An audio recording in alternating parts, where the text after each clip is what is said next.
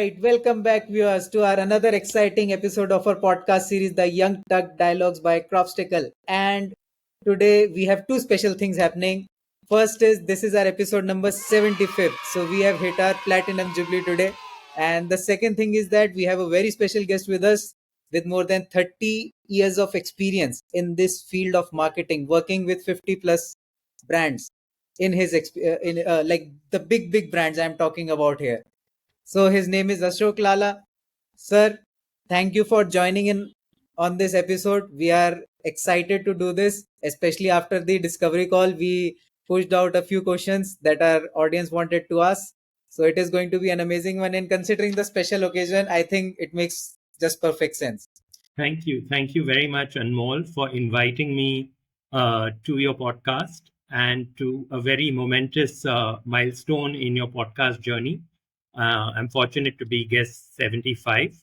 And before we start Young Turk Dialogue, I think this is for my listeners, is actually referring to Anmol. I'm neither young nor am I Young Turk. So the podcast host fits the title of Young Turk Dialogue in today's episode anyway. Right, totally, sir.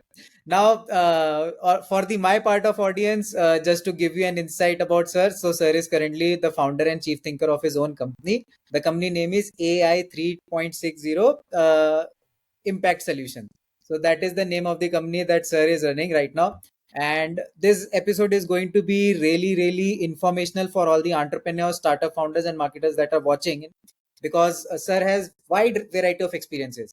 So it is not just branding, it is not just marketing. He personally, if you go and check out his LinkedIn, writes a lot about all of these things collectively, because 30 years is not just, it's 3 decades plus of experience that he is having.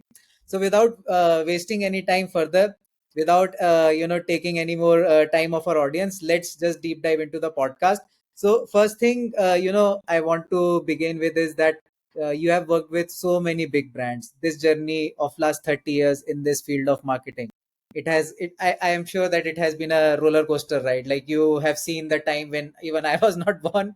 Those time the advertisement I think that time it would be more of newspaper and all, and then you have transformed from newspaper to अपना TV, then TV से to all of these things जो आज हमारा digital चल रहा है. So it has been a long journey, and उसमें you have worked with all of these big shots of the industry like Taj Hotels, Infosys. I can name so many of them that I found that you have worked with. So from your perspective, what has been the biggest shift in the marketing in these 3 decades that you have seen?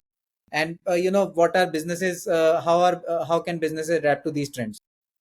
Okay, firstly, please don't call me sir. I haven't been knighted by the King of England. You can call me Ashok. That works just fine.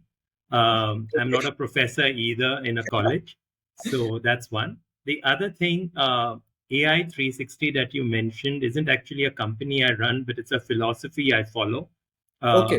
And in a world of AI, which is artificial intelligence, what I'm emphasizing on through my philosophy of marketing and the approach I bring to brands is applied intelligence. So certainly I use tools, I use, data, one makes use of software, AI as in artificial intelligence. But what really differentiates me is applied intelligence, applying and bringing it all together. Right. With that context, coming to your question, I think what has really changed for brands in 30 years? 3, 4 things. I mean, many things, but we'll just talk of 3 or 4 things. So one is the speed of marketing has essentially increased. One is expecting far quicker turnarounds, immediate solutions. Go to market is instant. You don't take weeks and months to plan a campaign. You take days, hours, minutes to plan a campaign. So the speed of marketing, the agility of marketing, the expected agility of brand managers, business owners has increased. The other thing that has really happened is the fragmentation of media has become even more pronounced. So earlier, like you said, there was newspapers. If you advertised in the Times of India, all editions, everyone who read that paper would read, read your ad on the front page. today, even if I read the Times of India, not everybody consumes the Times of India via the Times of India newspaper. Some Right. consume it via the app, some consume it via extracts that float around on WhatsApp, and etc. So if I'm in the Times of India newspaper, I might reach the entire circulation, print circulation, but I'm not actually even reaching all the users or readers of Times of India.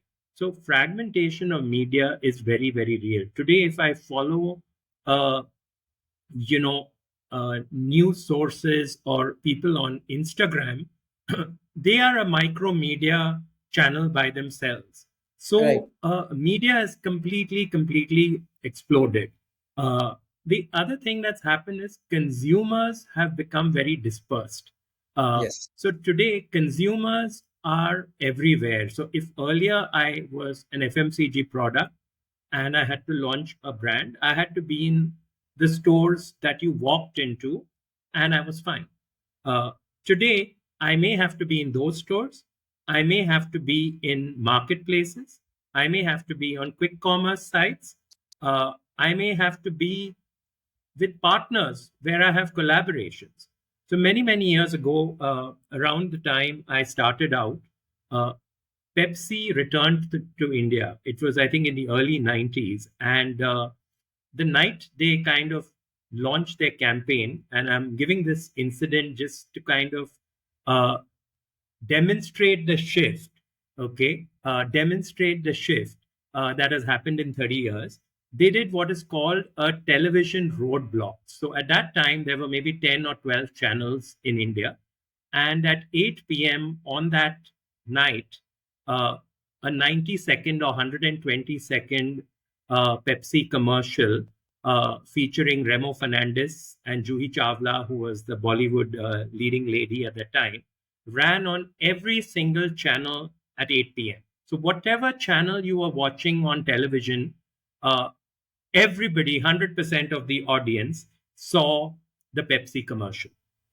This was early in 90s. Early 90s. And it was talked about for many years. It was a media innovation, etc. I can You know, only imagine, yeah. 12 channels and Pepsi you are seeing everywhere. Look at that commercial. Look at that commercial. Are you ready for the magic? And there was special effects used that had cost in the tens of lakhs. It was special effects done out of Singapore and other places because they didn't have facilities in India. You didn't have AI tools who did special effects. You didn't have Instagram filters. Amazing. 30 years later, Pepsi recently did a revamp on their identity. They've kind of revamped the Pepsi logo, gone back to what was earlier, uh, and they announced the revamp through, I think, augmented reality activations in 140, 150 countries, uh, and then amplified that via social media. Same brand, 30 years later, big announcement, done so differently. Right. And that difference is so huge. Like earlier audience sitting on television, that's where the audience was. Now we are everywhere. So You are everywhere. yes. But fundamentally, brands haven't changed. Fundamentally, the action of most brands happens in the real world. Whatever you do online, you're finally consuming a brand in the real world. We are Right. not living in Second Life. You might look it up. Second Life was a very revolutionary idea maybe 20 years ago that today no one who's 20 years old even has heard of. Uh, you know, so the more the things change, the more the fundamentals don't change, and that's what I keep emphasizing to brands. Finally, your success as a D2C brand is the taste of the product in my mouth, is the actual delivery of what you promise. AI filters can let me try on the glasses, but if they don't suit me or the quality that you promise I'll get is not there, I won't buy your brand another time just because you have a cool AI fitting app on your website. Right. So the core is the same, only the mediums and the ways have changed. In a sense, yes. Right. No, that makes a lot of sense. And there was one thing during pandemic that came out, and it was like it was a promising future, and I think we all bought into it. I thought, being from this part of generation, so I thought bought really into it about metaverse. Yeah. So metaverse became so hit, everybody was talking about it. Right now there is not that much noise that I see around it, but like touching on a bit of that as well, because you gave the example of Pepsi doing augmented reality, so why not you touch a bit on it? Okay, so at one level, a lot of things are old wine, new bottles, new labels, Mhm. and what I think is what you just said has demonstrated that what's hot today may not stay hot tomorrow. And as young marketers or young people listening to the show, if you want to kind of stay relevant, you need to be grounded in the fundamentals. You need to understand the unchanging principles of brand management, marketing principles, consumer motivations. And at the same time, you need to be aware, recognize, embrace, deploy the latest tools. But don't be a slave to the tools. 5 years ago, if you ran an agency, people said, "What's my metaverse strategy?" 15 years ago, they said, "What's my second life strategy?" Do look it up and share it with our listeners as a screenshot from what comes up on Google on Sure. Second Life. Today people are saying, what's my chat GPT strategy? Right. Today, commercials are saying we are made by AI. 20 years ago, someone said, "I use special effects for a commercial." So fundamentally, labels will come, labels will go. These are ways of bringing people together, creating community, creating a differentiation. Uh, you know, everyone who said meta, you had chief metaverse officers appointed by organizations who wanted to be very forward thinking. IT companies created metaverse practices. The same IT companies are now singing a different song. And Yes. they're suddenly talking of AI and how they're reskilling people using AI. 5 years from now, they'll be singing yet another song. Yes. The four P's of marketing: product, price, place, and promotion. Today, depending on which commentator you read, could be seven P's, eight P's, five I's. But if you actually draw them back to the fundamentals, the more things change, the more they don't. Right. No, I think the example you just gave for 4 Ps, when I read it in school, no, I think I read it first in my university in the marketing class. So that time my teacher told me, but the in the book the things are old. And then I took some online courses, and at the end, if I saw those four things have been amplified to, like you will say, pirate funnel, related to that only in sense of. So they will call it pirate funnel. At the end, marketing funnel is also the same. The principles are also the same. It's just they have amplified to new things so that the customer gets attracted. Oh, ये तो कुछ नया है. And then you realize later on, नहीं, ये तो at the end वही कर रहा हूँ मैं. A few days ago, I wrote a post on LinkedIn about consumer promiscuity. Actually, not a recent post. I've written a post on consumer promiscuity, or what I call the swipe right, swipe left effect on brands, the Tinder effect on brands. Tinder. I wrote this in 2016, and I kind of reshared that a couple of weeks back. And someone commented on my LinkedIn post saying, "You're saying something that has been there for many years. People have been doing brand switching. It was called brand switching. You're giving it a new name."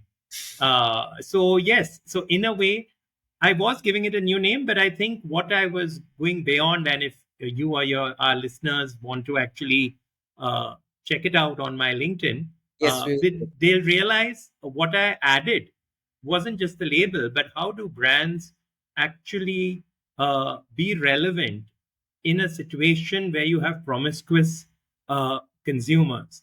There's a term youngsters use, which is not relationships, they say situationships. Suggestions. So, brands and consumers also need to recognize that we may not be in a long-term marriage or a Right. loyal relationship, but we may be in situationships. So, from time to time, I'll come back to you as a consumer because, you're my comfort brand. Right. It's like, you eat dal chawal, after eating all the cool stuff. So maybe a brand can be that too for consumers. Right. No, that makes a lot of sense. That's what we do with these fast food brands. No, so now this was very interesting to talk about. There is another thing very interesting going on in the market, that everywhere I go, in every marketing conference or every place, when I talk to marketers, they say they have this debate. What is the traditional marketing versus digital marketing? It is such a massive debate every time I hear, like, it is. So why not, let's talk a bit about it. Okay, so anything that is not, uh, you know, current or something someone is practicing becomes traditional. So, when I started out, print was traditional, television became new age marketing. I started in digital in the year 2000. At that time, it was called internet marketing. Uh, and some people called it new media marketing. So I think anything today, digital is traditional. Social media is traditional. It's no longer the new age marketing. Right. Today, using AI generated campaigns is considered new age. uh, Right. Using Excel is considered traditional. So I think at some level it's who is seeing it. If you ask Rahul Dravid, he will talk of test cricket as the real thing, and T20 as the new thing. But Mm. somebody like you who's grown up in, say, watching T20, to Yes. you T20 is traditional cricket, and test cricket is, well, something you need to go to Google to kind of look at, to understand what was test cricket, who played for 5 days, even though they play currently. uh, Yes. so in a sense, I think, uh, you know you don't need to be caught up in the label.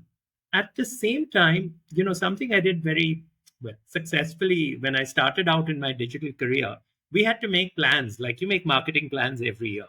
So you'll say, okay, website development, content, uh, SEO.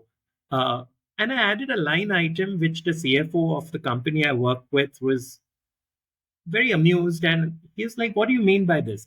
I said, the next new thing. And he says, what do you mean by the next new thing? You give me a line item. You tell me, are you going to print a brochure? Are you going to put a stall at an event? What are you going to do? I said, no, no, no, no. This internet marketing thing, no. If there's something changing all the time. And I may make a plan this February for the next year. But by December, there may be something that is really new, which I want to try. I won't have a budget for it.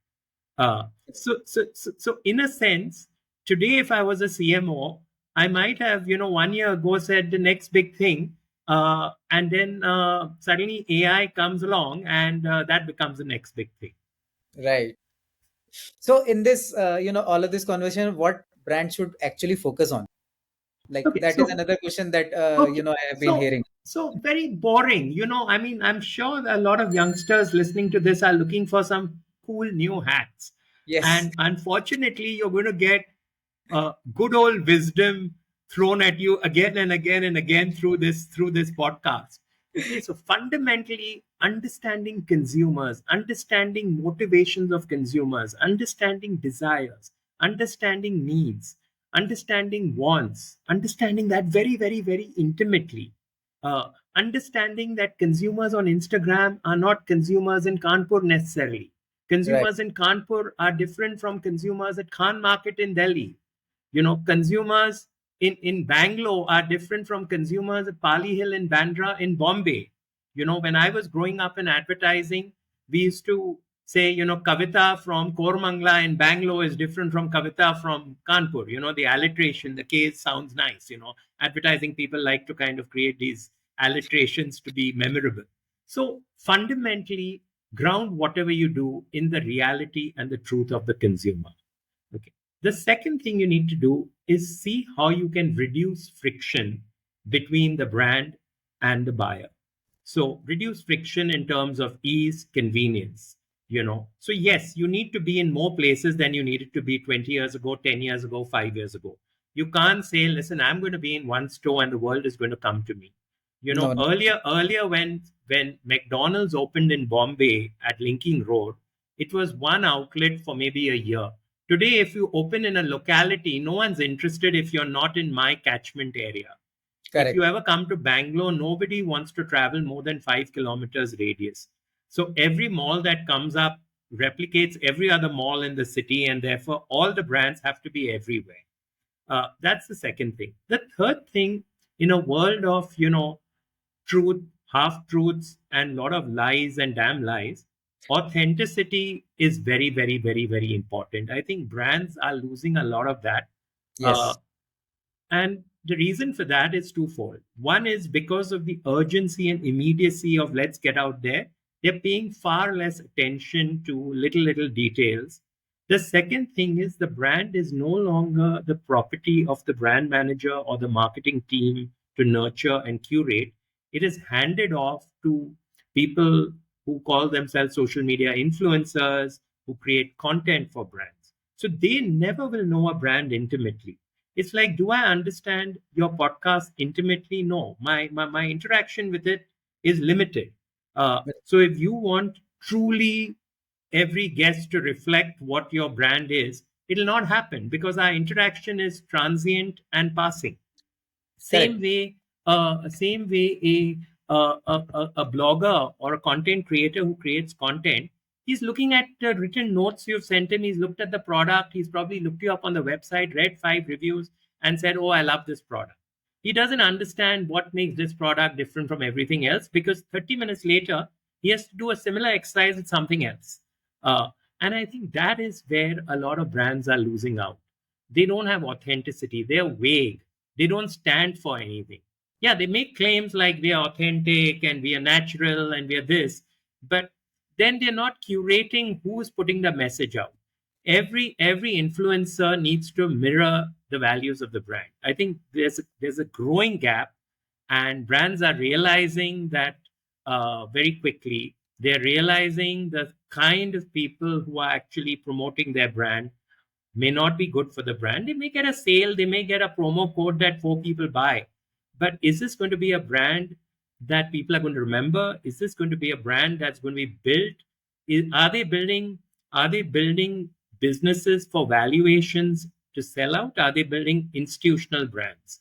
Uh, I think very, very few founders have the vision To or the make interest or the intent to actually build institutional brands that stand the test of time, uh, you know, over time. Yeah, most of them are here today for just getting the funding, taking it to next level, and selling it out. Exactly. That's the current trend that is going. So now, in relation to what we have just talked about, you talk a lot about, you emphasize a lot about on the next practices over the best, are more valuable than best practices. So what is that about?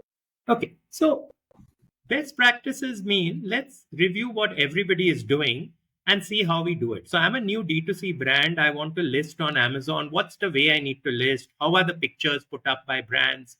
Uh, what do they do? What do they say? How do they make offers, etc., etc.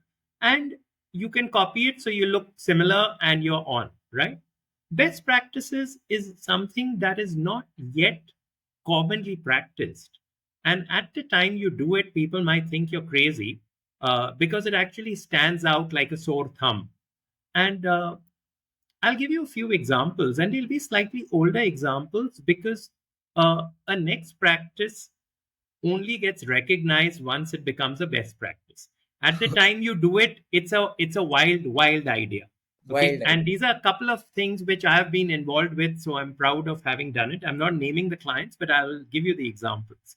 So almost 15 years ago, there was a pharmaceutical client that they made a diabetes drug that I was working with, uh, and consumer drug for diabetes management.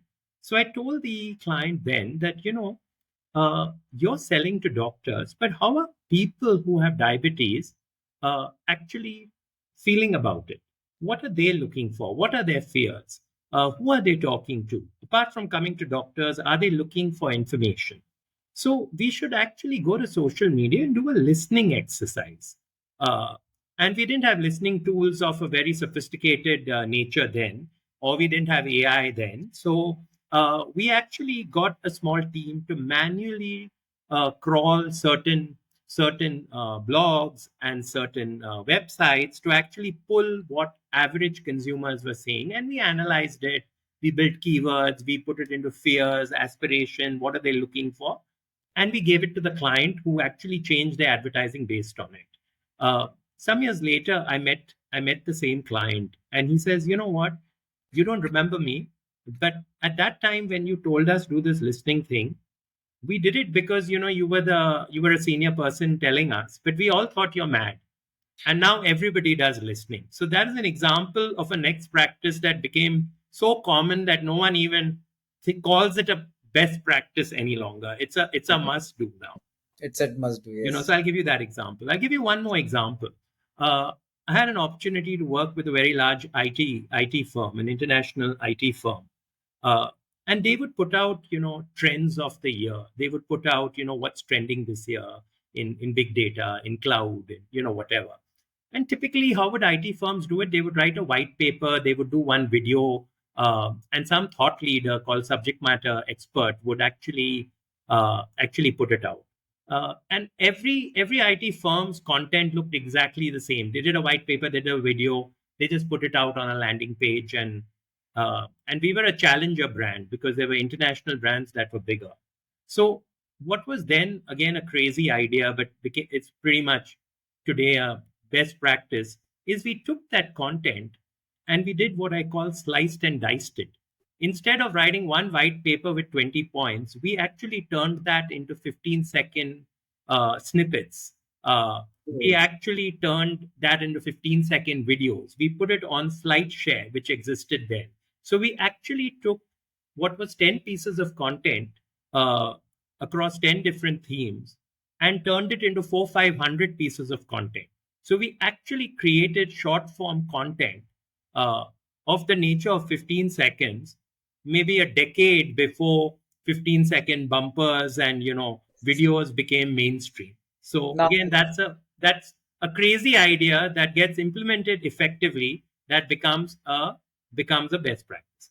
right. Yeah, just a couple of Now ideas. many of people who are watching, they might even know SlideShare. I too have worked on it, but yeah, now Yes, it has yes. gone. But again, no Yes, one, no one had taken a campaign that wide. And yes, I'm proud to say, in the year we ran that campaign, that campaign and that brand that I was associated with won campaign of the year in an ad club awards function in India, beating B2C brands. A B2B brand becoming campaign of the year, advertiser of the year is unheard of, because our right. competition was all the cool B2C brands, the Yes, Pepsis, the Nokias, the whoever else was there, Nike. And here we're coming in a B2B digital campaign that actually won. yes, right. No, that is totally different. Even I haven't thought about it even because Yes. B2C are the cool guys and B2B is always seen as the boring blue collar guys coming here, working. So that is something that is totally new for me as well. So yeah, and there is one more thing, these days that I see is that everyone is talking about ROAS, ROI driven marketing. So this have become something like we have been discussing, like the next practice, I will say, or the best practice. So what do you have to say about that? Because I somewhere feel, this has been just my observation in the race of just focusing on ROI and ROAS, people or brands, they are losing that core essence, that they are building a brand. It is just what they are doing for sales. that Exactly. So they're not building a brand. They are driving sales, and they are looking for immediate, quick wins, whatever it takes. Give a discount, make the sale, take the discount off. People don't buy you. Give a deeper discount, or go out of business, or get an investor to buy you out. So sadly, today performance marketing is actually not performance marketing. It's actually sales generation. It's just yes, got a cool word called performance marketing. right, So yeah, I think today marketers are forced, or are seen as, if you're not giving immediate results, you're not a good marketer. I think they're putting the cart before the horse. yes, Smart brands are still understanding there is a part for brand building. Also, the returns that you get from brand building are deferred returns. and are delayed returns, but they come. Brand preference is built over time. But if you ran a campaign right now, I can tell you in 1 hour which clicks are working, which ad copy is working. If I run a brand campaign, it may take some months for me to actually track whether the brand preference has increased. So I Right. think they are sacrificing long term, strong brand related metrics for short term, sales oriented metrics. And it has a lot of impact on brands. I have seen, like, in the we are just 4 years into this business. Before that, I was working with other people. So in these 4 years, I have seen that most of the clients, they come to us, they confuse us with salespeople. Like, they come to us, oh, so you are just going to do brand awareness, oh, you are just going to make people consider me, oh, but where is my sales, where are the leads, so how can I how soon I can get them? So these kind of questions when we get to it, so we even after explaining them for hours, like, see, you have to build your brand, at the end the conversation come down to ki, at the end of 6 months मेरा sale कितना आएगा? They assume because they have a brand name and a Yes, brand identity, a logo, and they have a packaging design, and they have a say a website, and they have maybe an app, and they have maybe a page on the quick commerce sites and on marketplaces. They have made the brand. Now they say, I have a brand, now get me sale. They don't realize these are only identifiers. These are only a post box for a brand. Like you had a PO box where you yes, wrote letters. So if you're on Amazon, that's only your address. It is not correct. your brand. It is only the doorway to your brand. Right, and people are not realizing that. Like recently, also, last time when you and I had a discussion, after that I meant to meet a client. So they are into, glassware and all of, like, they are competing with all of these brands. So we were trying to explain him all of these things. He at the end of the call did not understand, and just the conversation boiled down to, अच्छा ठीक, ये सब तो बढ़िया है, लेकिन अभी cell कितना You है? should take me. You should take me to some of your clients. We will for sure. Now, we as we are doing this podcast, इसके बाद तो sir, I will be surely coming down to Bangalore and catch up with you. So, and इससे पहले, last time when we were having a discussion, so you have told me that people who buy the discount don't buy the brand, and I also kindly have started to realize this since when I have heard this from you, and for our audience, can you elaborate more on this, because last time it was amazing what you just told me. No, I so wanted I to. think I think everybody who's listening to this, and particularly anyone who is in the younger audience, will relate to this. If you go to Yes. Swiggy, you buying the pizza not of choice. You're buying the pizza that comes with a 1+1, a BOGO, buy one get one. You're buying the ice cream that is 1 liter for the price of half a liter. But the Yes. next time, if that same brand is not available, you'll switch. I buy a brand of green tea, for 99 rupees for 15 or 20 bags. That brand is now at 200 rupees. I don't buy it. Even though I liked it, I go and buy whichever brand is 90, 100 rupees. So I Right. bought the discount. I didn't buy the brand.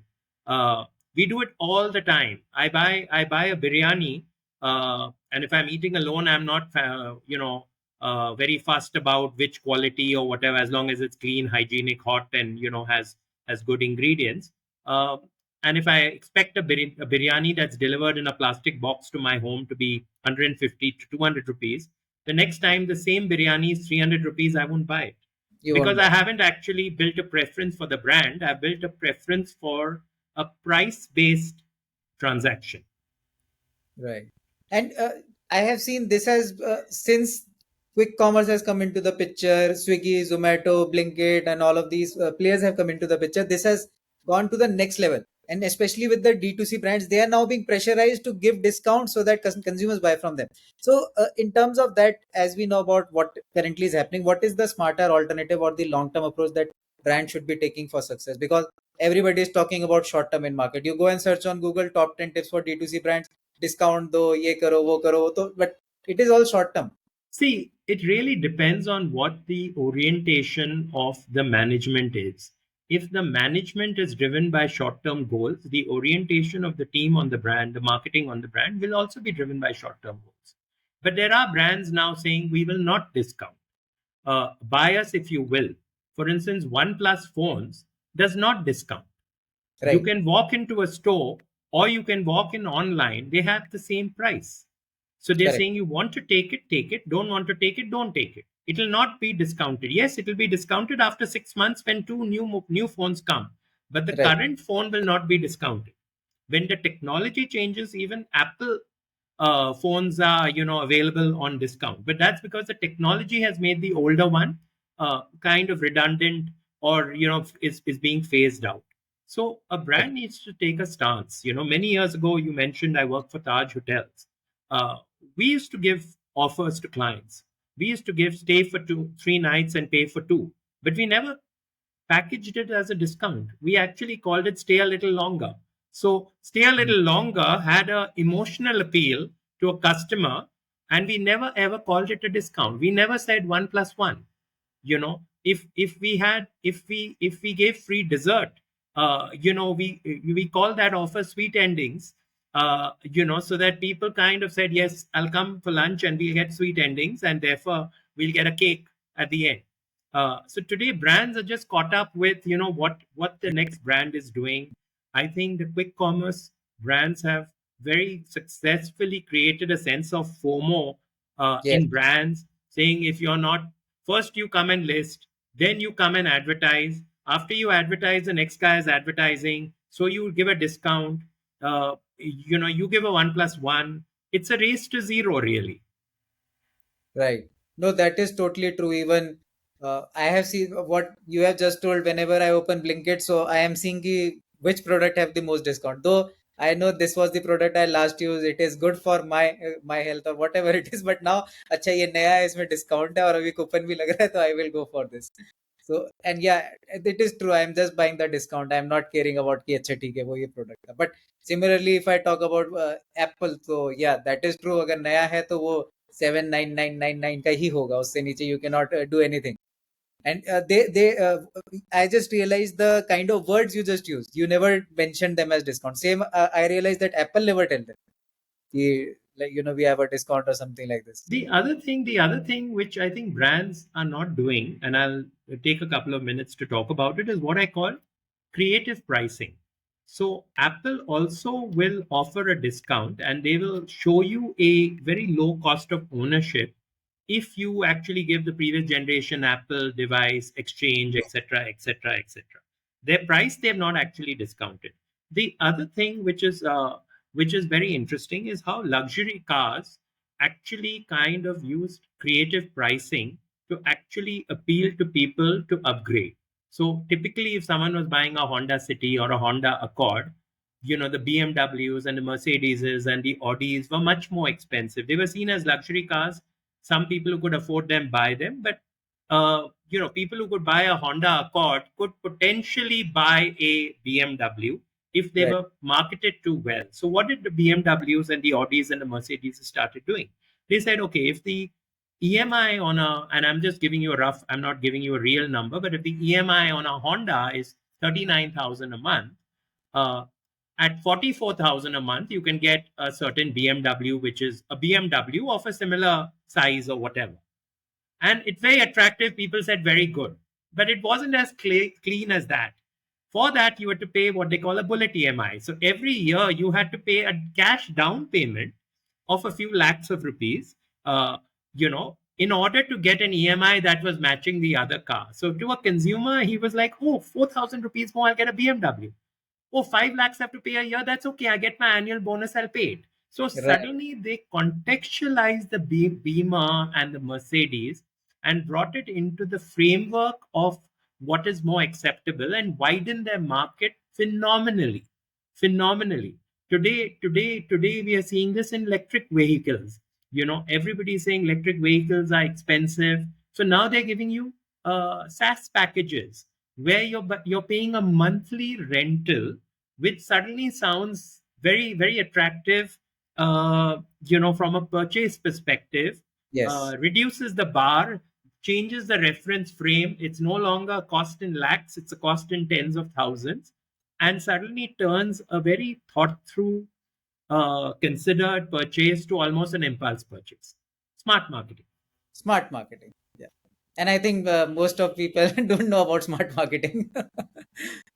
But yeah, now moving up further to another thing that has been going these days. We have talked about it as well right now. artificial intelligence, role of it in marketing and consumer behavior. So many people are saying, oh, AI is here, marketers are going to go away, advertisers are going to go away, your jobs are into this. I understand what AI is doing is what happened in the industrial revolution. I relate to it. So when engine came in, so there were new jobs created. So similar kind of things will happen here. But now AI and predictive analytics has become like the new best practice. It's not just it is kind of a must thing that everyone is doing. And making automations, like if I talk about email marketing, so consumers come and they tell to me what kind of automations or the flows you are going to put in so that my customers buy more for me, or they stay in touch with me more. So how can brands effectively use AI ensuring that marketing remains human centric? So that is the thing that I want to talk with you about. You mentioned human centric. So, firstly, you should have humans still running marketing. I think a lot of brands are looking to replace humans with, with tools, which should not happen. To be Yeah, human centric, you need humans in the center of marketing, and continue needing them. What does AI actually do? It helps quicken certain processes. It helps eliminate inefficient processes. It helps bring speed and agility to what was taking longer. So many years ago, when you had to do an ad, you had to hand letter a font. You had to make a certain material called a positive before you did a print ad. You had to touch up a photograph eh, manually and therefore take days, hours to do it. Multiple people needed to work on it. Today, you are having photo editing software that does it. We are recording a podcast where ambient sound backgrounds are going to be auto touched up. You wouldn't correct, even realize they're touched up. If the quality of the podcast we're recording is 65, it will go to 80, 85 just with the tool. And then if you spend 10 minutes more, it can go to 95. correct. So, but it still needs two of us to be talking. The Yes, tool can't imagine a conversation and do it. Yes, it can in a make believe world, but not in a real world. So, human centered marketing needs to continue having humans at the center. Tools are enablers.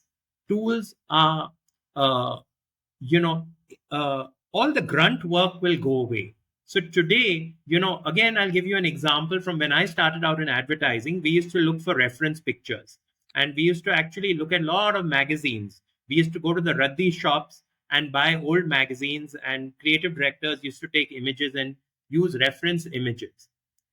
As kind of the internet came in, people started using stock picture libraries. So you went to photo yes, libraries, which are still a very big thing. You can actually rent images to use, right? right, Now, I mean, AI is doing what photo libraries did, because the photo library had an European face. I need an Indian face. I want a South Indian face with some vermilion on the forehead. So now AI is helping me do that. But you still had humans selecting the images when you took stock images from print magazines. You had humans selecting them from photo libraries. right, And you will need what I call applied intelligence to actually optimize and accelerate the impact of artificial intelligence. right. If And you that is true. delegate it all to artificial intelligence, you lose out. Yes. No, that is true. And recent conversation happened with one of the prospects that I was talking to. They were based out of California. So they told me that we don't need you. I said, okay. So tell me what AI is doing for you. He said, I can get a guy here, make him sit, and he can do everything for me. AI is there. It is so advanced right now, and agencies are of the past. Okay. So I asked him this question. Okay. So but who is giving AI the prompts that you need to get the right things out of it? So he said that is something that I will figure it out. That again will AI do it for me. So I said okay. So you are marketing to humans. Your product is so much kind of tech driven. How AI is going to help you with that? I still don't understand. Customers do not have answer for this, but they still think that AI for me is everything. I will invest in a tool rather than invest in a human. And again, one thing which is coming through in what I'm saying, and anyone who listens to most of this podcast will realize, the more things change, the more they don't. So many Yes, years ago, people got business intelligence, or what you call analytics, and they analyst. said, oh, we'll put all the data in and the data will work for us and we'll increase our sale. They realized no, it was only a data crunching tool. Finally, you needed to make use of it. People Yeah. have implemented email marketing, marketing automation tools and said, oh, but I still need to do marketing with it. The Yeah. tool is only an interface, the tool is only a more efficient way of doing it. They built marketing dashboards where they can log on to social media from one dashboard, but each channel is still different. So, Correct. fundamentally, what AI is doing is what something else did 5 years ago, and then human centered marketing made it work harder. Yes. AI will do likewise. Having computers didn't make everybody a success. Correct. Simply having a computer, right? At one Right. point, they said, "Oh, computers are going to uh, do everything." Yeah. But computers became if everyone has computers, you still need applied intelligence to be smarter than the next guy. If Right. everyone uses marketing automation, you still need boring applied intelligence, human centered intelligence to make a difference. If everyone uses Grok and if everyone uses Chat GPT, you still need to be, it gets equated and nullified. So Yes. then you still need humans with applied intelligence to make this work better than the next. If everyone's on quick commerce, then you still need to be intelligent enough to make people want to buy your product and not the next one. Just being there or using it is not enough. Correct. That Please is share this clip with the clients in the US and yes. let them understand this. Yes, I will share, and in case if needed, I will call you on call as well to help them understand this better. Else, they are going to lose their brand. What path they are taking for. So now, in terms of we have talked a bit about this part of AI, how humans are going to make use of it. So next thing is we आजकल deep say Grok and everything is going on. So how can brands use these tools, to rethink their content and SEO driven strategies? How can they make best use of it? So obviously today, social media, multiple channels, the demand is, quicker content, multiple formats, adapted content, and some of these tools can actually help accelerate that process. So what took an agency time to ideate and you did one small video using some video editing software, you can do 10. And the expectation is you need to do it fast. If you Yes, have an event happening in, say, a mall, they expect you to take footage and create multiple pieces of content and not take 2 weeks to say it happened 2 weeks ago. SEO in an AI world is still a very nascent and evolving kind of space. Uh, the big daddy of search, Google is not going to give up the fight as yes, easily. That if everybody is using Chat GPT, I've heard from people saying, do we even need to have a presence on Google? See, what Google gave you a choice. Google gave you a curation of results and let you kind of go through them. Are we all as consumers very happy to take a ready made answer, a single ready made answer that AI might give? AI is not doing what Google does. AI is trying to say, I've looked at everything and here's what you need. So I right, think user behavior is going to actually drive the success or the lack of success of AI driven search, uh, and the relevance of what they get there versus what they get on Google. And don't write off Google. Google is doing enough in the space, whether visibly or not. It has its critics. It has its uh, you know uh, people who are pro Google. But I'm always a fan of saying, the big ship takes time to turn, but when it yes, turns, it does churn the ocean. The small speedboat has the agility, but sometimes when that small speedboat goes into the deep waters, it realizes why the big ship is big big, and what how high the waves are. right. No, that this is, I think, very amazing. We should highlight this on podcast because everyone that comes to us, they say कि अच्छा अनमोल को chat GPT पे बताओ SEO वहां करते हैं ये Google तो अब चला गया nobody is seeing me there but I tell them कि देखो डेटा तो कुछ और कहता है चलो डेटा से नहीं समझ रहे मेरी बात से तो समझ लो नहीं नहीं आपका एक्सपीरियंस भी नहीं आप मेरी बात समझो मेरा कस्टमर तो चैट जीपीटी चलाता है but they are not realizing this what you just told again this is something good that we can put out there. And there is a growing debate. People are saying कि AI driven personalization should be there. some call it game changer, while others are saying ki it has become robotic and impersonal. So that's where I think you know uh, brand should be humanizing the things.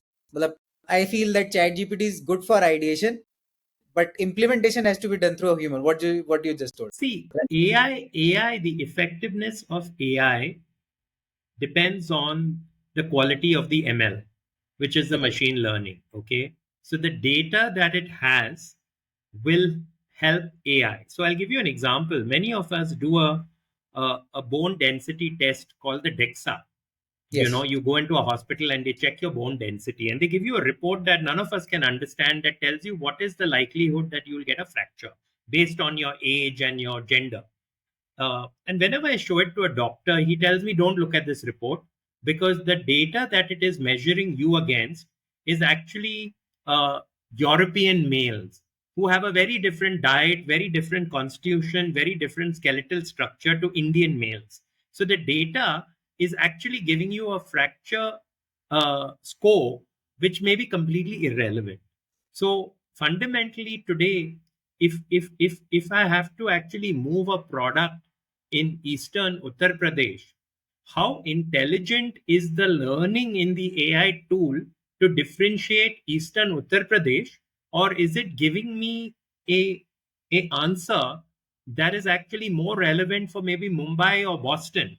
And I'm going to force fit it into Eastern Uttar Pradesh to actually say Eastern Uttar Pradesh is very different from Telangana, is very different from anything this AI tool does. So that's what one needs to caution against. Many years ago, I was part of a CRM program for India's largest hotel company. It was a new CRM program, and typically what we did is we sent emails every couple of weeks to people who had stayed in the hotels and people who had eaten in our restaurants. So we started out sending two emails, one to people who were guests in our hotels and people who had not stayed but had eaten in our restaurant. But in about a year, we were actually sending about 255 types of emails because if you had eaten and stayed, you were a different guest. If you had Yes. stayed at Taj Bombay, you were different from staying in a resort in, say, Goa. If you had stayed with your family in the summer, you were a different guest. If you had stayed on a holiday package, a discounted summer package, you were a different guest to a guest who stayed in the suite. And therefore, the offers, therefore, the messaging, therefore, the cross promotion would all be different. So, Right. in 1 year, there were 255 types of emails that went out. I'm talking of about 20 years ago. Today, Amazon has as many home pages on its app as it has subscribers. If you and your brother both have an Amazon app living in the same house, your Amazon looks different. Yeah. Right. Yeah. That. Yeah, but at that point, Yeah. doing two emails was a best practice. Doing 255 was like a next practice. And today, if you have 200 million customers, you actually have 200 million profiles. Right. Each one is different. That is true. Yes. And I have been explaining this to, even we do this with our advertisements. Whenever someone comes as, okay, you need to run my ad on Meta. So most of the people, what they do is वो एक ही ad चला देंगे, सबको target कर देंगे. I have been telling people कि नहीं, so I will make target audience के groups and I will run that. So they do not believe me. वो कहते हैं नहीं नहीं नहीं, एक ही ad है, मेरा तो एक ही customer. मेरा जो आज ये बक्सा है जो बेचना है मेरे को, वो ये भी लेगा ये भी लेगा. बट आई टेल देम कि सी, मैं अगर यंग हूं तो मेरी को अलग मैसेजिंग समझ आएगी. मैं कॉलेज स्टूडेंट हूं, मेरे को अलग आएगी. कोई एजेड होगा या कोई मदर होगी, उसको अलग आएगी. So you need to understand. So there is, I feel कि इस चीज में इतना बड़ा गैप है. People don't understand their target audience, and while they are in under the, क्या कहते हैं उसे, जो मिराज होता है कि हाँ मेरे को पता है कि मेरी ऑडियंस है. They so generalize. They generalize. They generalize. kind of say, my target audience is age 20 to 30. My yes. target audience is Gen Z. I yes. haven't yet come across one person whose name is Gen Z. Correct. Who are you talking to? And if you are, and one of the defining traits of Gen Z, which people talk about, write about, read about, is individuality. They are very individualistic. They like to kind of be making their own choices. So by compartmentalizing them into a single group, you're actually doing a disservice to your brand and insulting their individuality. If you expect one Gen Z to buy what another buys. They don't buy because others buy. They buy because they want to stand out and they want to be seen as smart with the decisions they make for themselves and the choices they make. Right. No, that is totally true. So now moving to, I had one more interesting thing related to this only. So one of your key insights is that marketers love vanity metrics, but expect sanity in that. So what are the top vanity metrics businesses should stop obsessing over? So Because this is, obviously, when my clients say awareness campaign karte hain, and then you will tell them, but he'll ask you how much sales. So that's yes, so awareness in a client's mind is vanity, and sales is sanity. The only sanity is money. So that's the sanity, true sanity, end of the day sanity. The typical vanity metrics people look at is what's the reach of this campaign, what's the followership of the influencers I've used, what's the likes I get. And I always tell clients that if you want vanity metrics, let's do the ultimate vanity. If you want sanity, then ignore the vanity. Even if you get lower reach, lower likes, but you get quality metrics. I'll give you an example. I was consulting with a leading news channel in India some years ago, and the head of the news channel, who was a very well-known anchor, very popular anchor even today, uh, was in the room. And he told me a very interesting thing. He said, I want my news app to be the most downloaded app in the App Store. And I've heard that from many clients, right? Vanity, I want the most. In the world, I want it to be. So if BBC is the most downloaded app, I want this particular app to be downloaded more than BBC. But what he said next was very interesting. He said, but I understand it means nothing. But because I'm a big channel and I come from a very big media house, what the hell? I can even afford a little vanity. So I said, yes, sir, you're right. And if at that time, say BBC had 5.5 million downloads, I said, let's not go and get 6 million. Let's go and get some 12 million downloads so that, then you can forget about this and focus on sanity. He said, yeah, good point. Let's not just get 6, let's get 10. So, but he was a very rare client. I was very impressed that he understood vanity for the sake of vanity and didn't confuse it. no, this is unheard of. You are the first person I'm getting to hear this from. That people like this exist in this world. What they do, what they do. You'll be surprised. You just have to find them. Yeah. Yeah. So, and in the current scenario, what is happening? Marketing budgets are getting tighter. Anything happen in the world, सबसे पहले marketing budget को काट दो. That is what is happening. I think in context to this, I want to add. I was reading Seth Godin's book, or it was from, I don't remember, Gary Vaynerchuk or what. So someone or the other told that whenever things go around, you need to invest more in marketing. So what do you have to say about this? So what you're saying, marketing budgets are not getting tighter, but a lot of brands see marketing as a cost, and they see Yeah. performance marketing as a revenue generator. So Yes. so they sacrifice brand building marketing activities that don't have immediate quick returns to whatever shows returns. That's what's happening. And you're right. If there's a crunch, if their revenues are dropping in the fourth quarter of a year, invariably marketing gets cut. And Yes. clients say, no, no, let's focus on performance marketing. 10 or 15 years ago, performance marketing didn't exist. No marketing campaigns ran in the last quarter. Now performance exists, so they shift budgets. Earlier, Yes. if they spent 25% of their budget on brand building and the rest on sales initiatives, sales generating initiatives, today many brands are spending 80-90%. Certainly the younger growth brands, D2C brands, on performance. Older Yeah. traditional brands still keep a budget for marketing, still do traditional advertising, still give the media weight to brand building without a call to action, which is a sales oriented one, etc. Mm. No, that is true. That is what is happening right now. And in context to this only, what is your advice to businesses trying to maximize ROI without falling into the vanity metric trap? So, one is if you want the sale immediately, and you don't have a brand that is desirable that people are seeking out, you will have to make the sale through a discount, one way or the other. So if you want that, please do it. But minute you take the discount out, you will immediately realize that people have migrated to the next brand that's given a discount, uh, and then you will again wonder what to do. So please invest in brand building. Please work with people who understand brand building marketing initiatives and invest in that, and don't negate that. It's not an either or choice. You can't say, okay, we'll do this later. You can't get the sale and then build the brand. You build the brand and get the sale. Yeah, there is a method to madness, I will say. Yeah, I mean, but there's madness. I mean, madness wins. So, Yes. immediacy wins.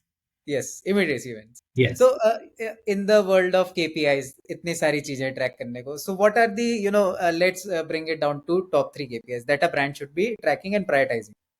See, if it's looking at brand KPIs, firstly, brand KPIs are not overnight KPIs. Right. So the first brand KPI is brand awareness. How do you track brand awareness in a digital world?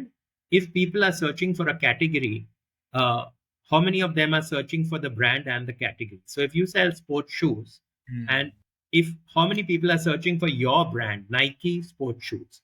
So if there are 100 people searching for sports shoes and 5 people search for Nike sneakers, you have a 5% share, branded share of search. So if you do brand activities and that branded search goes up to 10 or 15 percent, so the total searches may go from 100 to 200, then that's an important KPI. Because if people have your brand as the first brand top of mind, they are likely to consider it. If they are likely to consider it, they are not likely to need as strong an incentive to buy it. So if I'm searching for Nike and you're a D2C brand, the only way I'm going to buy you is if you're cheaper than Nike. Yes. But if Nike is a little more expensive, I'll say it's a Nike. No, I have to. It's a Nike. So so that's one. Your brand searches.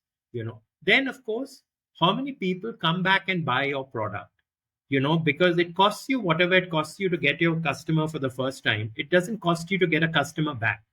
And too many D2C brands say, I don't care as long as I sell 100 units a day, even if I have 100 different customers. How many of these 100 are buying your product again?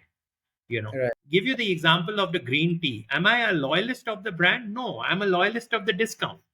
Yeah. But when I want, but black tea that I have, maybe Taj Mahal tea or society tea. So I go looking for society tea and I will buy it.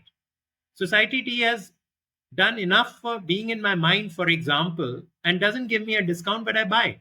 So am I seeking it? Am I returning to the brand? Returning metric. Then there are deeper brand metrics like, what is the brand value that your business gets? Is your brand something that people want to associate with, talk about?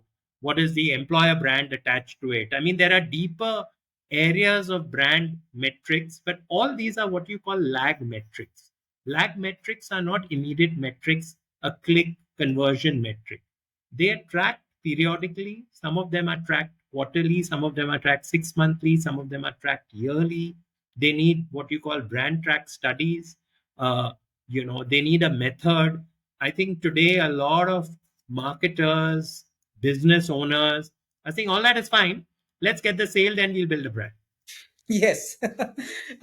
This has happened with me in most of the pitches. मैं वहाँ पे I will tell them all the things. ऐसे brand बनता है, ये होता है. बोलेंगे अच्छा ठीक है, all good, but ये धंधा कितना आ रहा है अभी ये बताओ. Brand बना लिया ना. We have a brand name, we have a हाँ. packaging, we did a new logo, we got a brand new logo. अभी Yes. we got एक वीडियो बना लिया हमने. ऐप हमारा नया है, हमारा लिस्टिंग है on all the marketplaces. तो brand तो बन गया हमारा. हाँ बन गया बस. अब आप इसको बेच दो बस किसी तरीके से. तो They that is the couldn't be thought more process. wrong. They couldn't be Yes. more wrong. Yes. Yeah. So in continuation of this, अभी थोड़ा future proofing के बारे में बात करते हैं. So in the next 5 years, what do you see as the biggest disruption in marketing, Web3, decentralized platforms, AI driven search, or something else entirely? Okay, so I would have to be the world's biggest fool to actually predict something 5 years out. But what is going to happen? There's going to be a stronger integration across channels. There will be a rationalization of platforms, so everyone won't be everywhere. There will be consolidation that will happen. This whole influencer space will get right sized uh, to a great extent. Technology will continue being upfront and central to driving marketing, to driving businesses, to how consumers connect with brands. The nature and role of it will change. Like what was business intelligence has become predictive analytics. The Right. fundamental result is the same. The tool may have changed, the method may have changed. you know uh, it will get enhanced. Lowest rung jobs, menial manual jobs, even in marketing, will get done away with. Yeah. Today, you don't need physical people in a warehouse. QR codes can tell you whether a product is stocked out, etc. At some point, quick commerce will be able to send you products if your product in your fridge is got over, for example. Some of these are like concept cars. They're nice to do on a trial basis. Mainstreaming them is not financially viable. I will. There will be a lot of cool new things, shiny new toys in town. All of them will come like a rocket, get adopted. Some will kind of stay, some will come and disappear. Some people will feel they missed a boat if they miss it. Some people will wait and watch uh, and adopt it a little later. Method and applied intelligence will not go out of fashion. Right. I think that is that is the core thing that we all are learning in this podcast for the audience who is watching it. Method and the applied intelligence. Because everything else is just changing, and you just keep on adapting and learning this. So, in terms of, for businesses looking to future-proof their brand, what are the three fundamental shifts they need to make in their marketing approach today? As of now, they're So watching the. I don't like the word future proofing, because I don't know whether a tsunami comes and how strong my building was. Was it tsunami proof, or was it rain proof or termite proof, etc. So future proofing kind of been like, you'll have to have a big asterisk and say, yeah, in this way future proofed, in this way exposed. You don't know if someone comes in and disrupts Uber tomorrow, Yeah. and Uber believes it's future proof. Amazon believed it was on a great wicket, and suddenly it's struggling with quick commerce becoming a marketplace, selling Yes. stuff which is nothing to do with quick commerce but has changed the metrics. Next day delivery is, today people are expecting same day, or In within 10 an minutes. hour. Yeah. So Yes. but fundamentally I think brands need to clearly improve their consumer insighting, because if you are able to deepen your insights on consumers, understand the various cohorts and the motivations of consumers, and use human intelligence and tools and techniques and AI and prediction to actually predict behavior, they will actually be able to uh, do just in time marketing, just in time production. Today, a lot of brands are moving towards that. With some of this, you see, again, some of these will be adopted by 2% of brands. 90% of brands will lag always. Not all brands can be on the same trajectory, in the same gear all the time. The other thing which is very, very important is everyone who's with a brand today has to be very data comfortable. I find a lot of young marketers that I work with as interns or as young clients, uh, they're talking of all the cool stuff, they're talking of content, but they hate data. They just expect that some dashboard will throw up data and I'll look at that data and that data is right. They don't question data. You have to be very comfortable with data. You need to know how to slice and dice data. You need to know how to question data. Imagine using AI. If you get data and then you question the data with intelligence, it will do wonders for you. So Yeah, they that need is. to do that. And they need to be very adaptable to what's new. At the same time, not get drawn there because, like you have, you know, bugs that go to a light bulb, that because everybody is doing it, They need to reduce FOMO. They need to reduce FOMO. It's okay, it's okay to be second to adopt something. Being Yes. first doesn't matter any longer. Whether you are the first, Google was not the first search engine. Right. Being the first to make an AI generated ad film is not going to make you a more successful brand. That is true. And also brands need to kind of understand that uh, traditional marketing wisdom, gray haired, like people like me and others, uh, still have a role to play in marketing, in building great brands, in building successful businesses, revenue generating businesses. Experiences over anything, I will say. Yeah, I mean, I've been in digital for 25 years. I mean, we used to have digital conferences that were called internet marketing. Someone then said mobile marketing. Someone said content marketing. Someone said Facebook marketing. Then someone said social media. Now someone is saying AI. So, I was talking to an editor of a magazine who does these events, and I said, it's the same thing. I've seen these events for 25 years.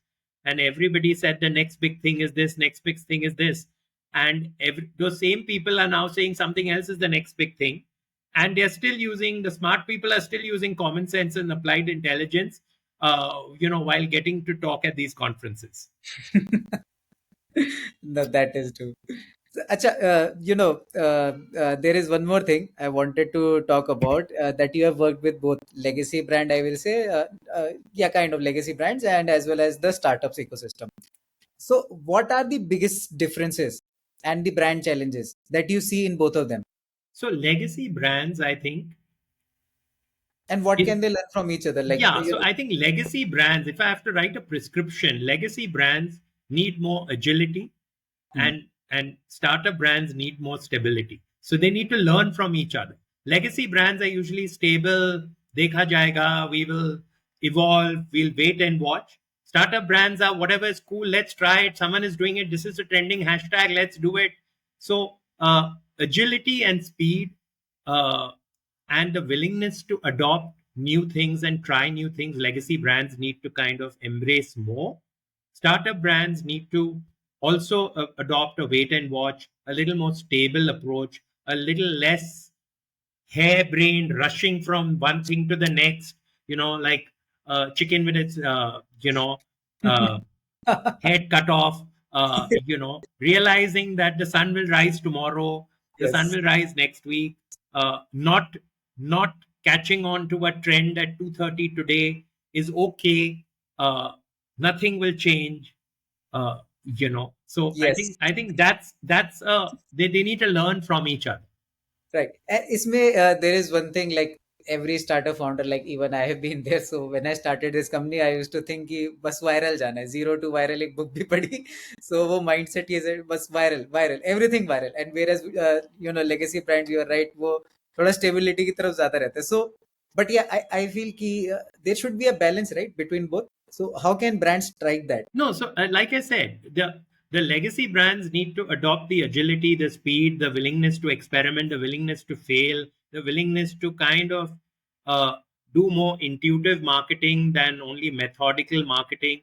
While startup brands need to, do what's working for them, but not see that as the only way. Why are the two different? Today, you see legacy companies buying startup brands. Yes. Some of them do a good job of them. So Marico actually runs its startup brands like startup brands and say we are actually learning from them and adopting into our traditional methods. At the same time, the startup brands that are part of, say, Marico or ITC are saying we are benefiting from the structure and the processes of, of the legacy brand. And while we may immediately feel a little slowed down or we may feel a little restricted, it's actually a more solid way of actually growing. So a lot of startup founders who have been aqua hired into these large conglomerates uh, are liking it. Of course, it takes two to tango, and sometimes there's a culture shift, and oh Yes. my God, what is this HR department? I could just decide now. There's a rule book and there are policies. But Right. as you grow, ask any startup brand, any founder who's gone from 0 to 10 crores to 100 crores to 1,000 crores. You cannot run by gut. You can't run by ask one owner. You need to have methods. You need to delegate. You need to have processes. You need to have guardrails. Otherwise, you'll fall off. Guardrails are very important. Sometimes you need adult supervision, which a lot of in the enthusiasm of not knowing what can go wrong, sometimes you have startups that do the wrong thing. Sometimes they cross the line of ethical and unethical because they don't know any better. See, Yes, yes, finally, if you're 26 years old with a great idea and a great vision, hats off to you as an entrepreneur. But your life experience is only of 26 years. Your yes, corporate experience is only of 4 or 5 or 6 or 7 years. So obviously, you haven't come across all the use cases and haven't even considered what else is out there. And regulatory and things like that are not necessarily bending just because you want to run and you want to break the rules. right.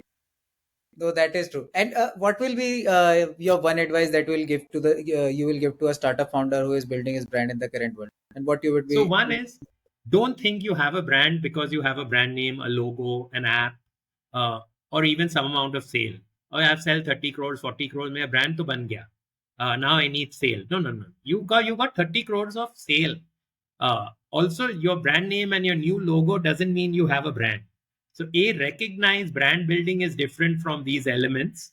Uh, Invest in brand building, invest in people who will build your brand independently of performance marketing, uh, and the returns will be high. Invest in people who know how to do it, methods that work, tried and tested methods, uh, and realize that your consumers live offline. So if you live and breathe only on Insta, and you never go into the heat and dust of the retail where your consumer lives, into their homes to see how they live, how they eat, how they interact with people, you'll be missing a lot. Right. And in terms of like, let's take an example. You are right now 25-year-old with 2 to 3 years of experience in marketing. What advice you will give to yourself? So I'll give myself two, three things. I mean, if I had to be 25 again, one is say yes a lot more times. So there may have been occasions when I was 24, 25, I would say, no, I don't know how to do this. No, no, I'm happy. I'm comfortable. So say yes a lot more. If someone asks you something, say yes. What's the worst you'll fail? You'll learn a way something didn't work. I think a lot of 25 years olds today don't know how to say no. They say yes to everything. So, but if I was 25, I would say yes a lot more. That's one. Uh, Two is continuously exercise your learnability muscle. Keep learning. Don't ever think you've made it. Don't ever think you've arrived. Keep learning. Even today, I'm learning. From an interaction with you, I'm learning. From a call with somebody else, I'm learning. From a post on LinkedIn, I'm learning.